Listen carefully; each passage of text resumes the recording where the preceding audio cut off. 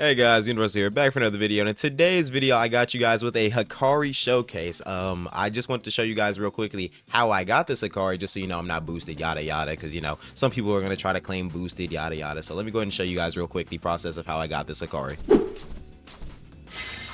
Oh my god, I actually got him. I actually got him. I actually got him. Wow. Wow. We may also have an SSS Hakari.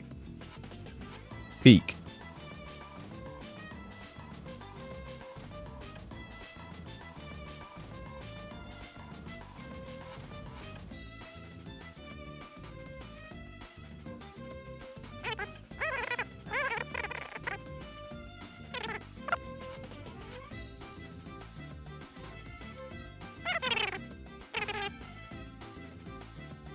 Oh, yes, sir. Yes, sir. Yes, sir. Yes, sir. I got Emperor. Oh my god, I actually got Emperor. Start recording.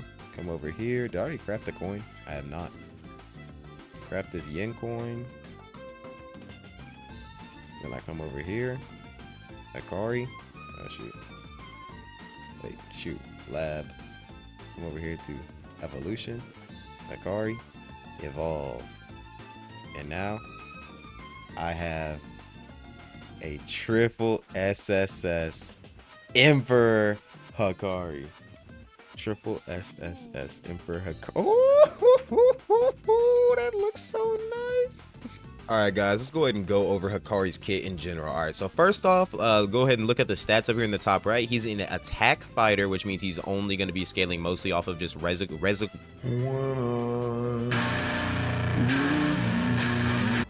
wow.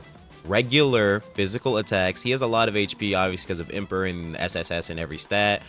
He has pretty decent defenses. Let me compare him to like Gohan. He has more defense than Gohan, but my Gohan doesn't have SSS defense. But like if I compare him to somebody like, let's say Naruto obviously outdoes him in defense by a lot because he's a guardian type.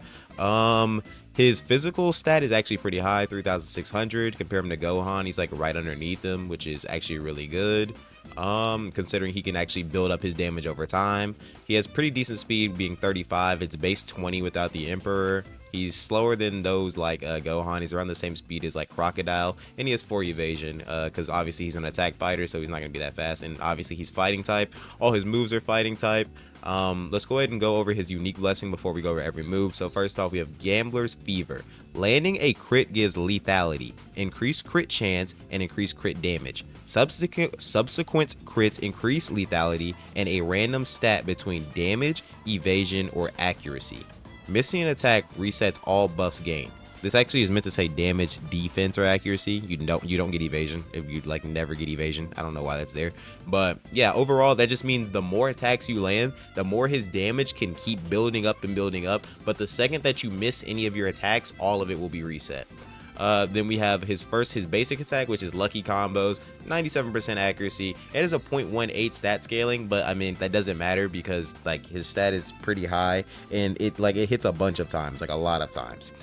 Then you have Private Pure Love Train. This is like your best attack. It says single, but technically it's AoE. The doors themselves are AoE when they first close, and then it'll do a follow-up attack to whoever you targeted. The doors can't kill anybody, which is why this says single instead of AoE, but they can still do insane amounts of damage, and it can also stun, which makes this move like the best move in the kit, I'm not gonna lie, besides obviously the domain expansion. Then we have Fever Break. You deliver a kick that slams the opponent into a door, followed by a punch that sends them crashing through it. This is an execute move. Obviously execute moves aren't really that great because there's like not really that many times like execute moves actually do anything. But despite that, this has 470 freaking physical on the thing. This does around the same damage as a Lucky Combo, just to put that into perspective. I don't know if that was just to say that this is too weak or Lucky Combo is too strong, but they do around similar damage. Obviously has a 2 turn time, 96 accuracy, 1 stat scaling, and it's pretty good. Nothing too crazy compared to like Private Pure Love Train. This is the best move in the kit by far. And then we have Idle Death Gamble. Activate your Private Love Train freaking domain expansion. You have a 50-50 chance to hit the domain. If it lands, you hit your jackpot, and every turn, every time you take damage, you heal. Every time you attack, you heal. Anything that happens to you, you heal. And since you're also building up defense with your unique blessing, Gambler's Fever, it makes you really hard to kill. But anyways, let's go ahead and get into an infinite run so I can show you guys just how broken he is. All right, we're on wave 80 now, so I'm gonna go ahead and show you guys how I personally like to use Hakari. So first off, he just used it, but like you want to start off. I'll pass a turn. Give me a second. I'll just pass this turn. They're all like freaking bot NPCs anyway. I'll pass a turn. All right, so first off, in general, Hakari's base damage is high for me. It's like most definitely because I have like Emperor and stuff. This is like kind of amped damage just a little bit because he already like he has his flow state on. Whenever he has this green aura on, that means he has lethality like proc from his unique blessing, which means he can start building up other passes and stuff. So I'm gonna use Private Pure Love Train. This is what the attack you're always gonna want to start with because it's an AoE, it's a stun, and it has a really high chance of critting. Let's see. Do I crit here? We'll see. He uses it. It's going to hit all three of these guys. See? It hits three of them. And it has the chance to stun each and all of them. But, like, you know, obviously it's not guaranteed to stun them. And if, like, as you see, one of them, this one dodged the attack. So now the green aura is gone, meaning all Hakari's lethality is gone. And now his damage is back to normal. See, this is my normal Emperor damage right here. You got Fever Break and all that. So I personally like to use freaking Lucky Jabs a little bit more than Fever Break. I don't even like Fever Break, if I'm being honest with you. I think Fever Break's kind of a trash move. But like, I mean, it's kind of decent because it has an execute. But I mean, if you do enough damage, you don't really need the execute.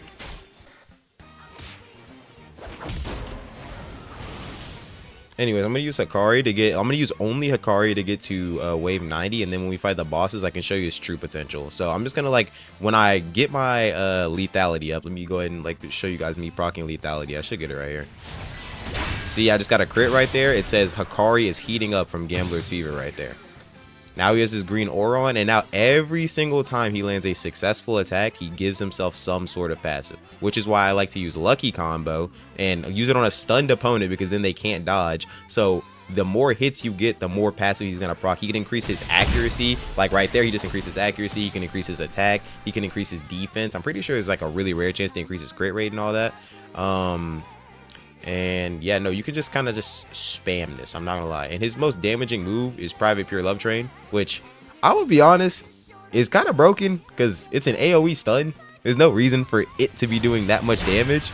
But I mean, hey, bruh, that's just how they designed the character. He's like easily, like by far, like not even, you can't discuss it, the best character in the game. Like disgustingly so. Now, the only reason I'd say you use Fever Breaker over Lucky Combo is it's a two-hit move in case you're fighting an opponent with high evasiveness, because then there's a chance they dodge one of your Lucky Jabs, and if they dodge one of your Lucky Jabs, you're going to lose all your procs of lethality, and then you're going to lose all your extra damage. See right there, I just got defense up from landing the whole Lucky Barrage. And then the one other thing I want to show you guys before I like actually get to like wave 90. If I pop Idle Death Gambling, it's like a 50-50 chance for me to win it. It's like a really high chance for me to win it, but he pops Idle Death Gambling. I hit jackpot right there, does his little dance. Now he has freaking he's in his mode, so whenever I get hit, I heal. Whenever I deal damage, I heal. At the end of a turn, I heal. If you don't one tap the Hakari, he's basically unkillable. The only real efficient way I've seen in Infinite for a boss to put down this Hakari is if it's an Aizen and he Kyokas the Hakari when I attack and I have all my damage procs built up. It's literally the only time I ever die to bosses. So you see all those crits right there, stun all three of them. Like AoE stun, it does crazy damage. It's like, it's disgusting. It's disgusting. Like if I look at his base damage right now, a Lucky Combo is doing 4,000. This is his basic attack. 4,000. This isn't even him completely built up. I've seen somebody get all the way to 100,000 damage with him. And this is without an artifact, by the way. I keep getting defense up though. And he can also, I'm pretty sure he can also infinitely stack defense. So like right now they're doing like negative damage to him. See, she just dodged right there. So since her, like the girl in the middle dodged, now my Hakari's damage is all the way back to normal. And I lied. His damage went down. No, it didn't. No, it didn't. Oh my god, she dodged and it didn't matter. Yeah, GG, this unit's cooked. Oh my, he's broken. She dodged and he still has all his damage because he hit the other people. Oh my god, he's so broken. His damage is continuing to stack up more and more and more, bro. Oh my god, this dude is disgusting. Keep in mind, he's also constantly building defense for himself. 8,000 damage from a basic attack. 10,000 damage on a basic attack. Basic attack. Not very effective. 10,000 damage basic. Not very effective. 14,000 damage. Oh, somebody dodged, and see, since somebody dodged, I am back to my base damage, which is still like 1,800, which still isn't bad damage at all, considering how quickly I can just ramp it back up. But you saw I got to like 20,000 damage before I missed an attack, which is pretty nasty. And again, I've seen people get to 100k. My plan is, because I also have an Emperor Crocodile, like I'm gonna run it with my Emperor Crocodile to lower my opponent's evasion. So that way, like, my Hakari will basically always be hitting his attacks, and therefore I'll probably be able to like get my damage up ridiculously high, and I do mean ridiculously high. And now we have bosses, and we got 2 evoed Eisens of Byakuya and Eisen. Okay, so I just lost my passive, so we pop idle death gamble, I'm not gonna lie, and I'm gonna hit the jackpot because it's like a 50% chance. And I don't think I've ever failed like a jackpot. Well, I have, but it's like really rare. Let's see if I fail it right here. It'd be funny if I failed it right here. Yeah, see, like I said, like I basically always hit the jackpot, bruh. Like always. But again, Hakari is overwhelmingly lucky, so like just from the fact that Hakari has jackpot, it allows him to double as not only a damage dealer, but also just as a really good tank, because not only is he going to heal himself at the end of every turn, he can build up his defense with his own passive, and just like, he's just nasty, bruh. He's just nasty. The one thing I will say is luckily he's going to be type disadvantage against the next Gojo coming out, so hopefully that'll be like a good way to shut freaking this Hakari down. Passive cooked? Yeah, passive's pretty much cooked, yeah. But anyways, there's also still Fever Break, which also has an auto execute feature, which is really nice and it's pretty strong. See, executed over there, which is pretty nice. So if there's ever like a time where we get units in the game where they have like a sturdy effect, or like if you get them low you can't kill them and you have to have an execute, Hakari can also like triple for that. But Hakari is easily the best unit in the game. I saw a lot of people in the Discord server asking for a showcase, so I said I might as well do one since I literally have a perfect Hakari. Like it took like an overwhelming amount of luck. I turned into Hakari to get this Hakari. But yeah, that's pretty much it for the video, guys. Tell me your luck on trying to get this 1 in 100,000. He's probably going to be here for around the next month, so you have plenty of time to try to get him, because they said he's not going away until update 2 comes out. But yeah, that's pretty much it for the video. Hope you guys enjoyed, and good luck on getting your 1 in 100,000. I've gotten 2 of them so far. I know you can get at least 1. Peace.